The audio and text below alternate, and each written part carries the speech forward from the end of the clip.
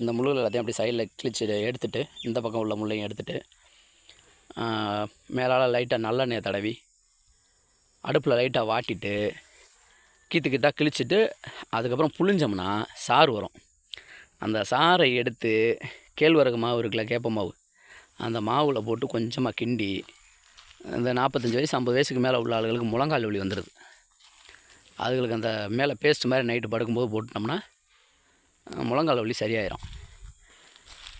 ஏன்னா அதை ட்ரை பண்ணி பாருங்கள். ஏன்னா காசு கொடுத்தா வாங்க போகிறீங்க.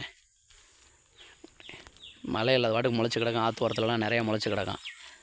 தூரோடு வெட்டாமல் முனியில் இருக்கிற ஒரு இதை மட்டும் வெட்டுங்க. இதெல்லாம் அழிஞ்சு வரும் தாவரங்களில் ஒன்று. இது இந்த ஏரியாவில் இருக்குது. மற்ற ஏரியாவெலாம் கிடைக்குமா என்னங்கிறது தெரியல. ஆமாம், இது நார்க்கத்தாழை அப்படிம்போம். ஆனால் உங்கள் ஏரியாவில் என்ன பேர் சொல்கிறீங்கன்னு எனக்கு தெரியாது. மற்றவங்க கமெண்டில் தெரிவிங்க. நன்றி.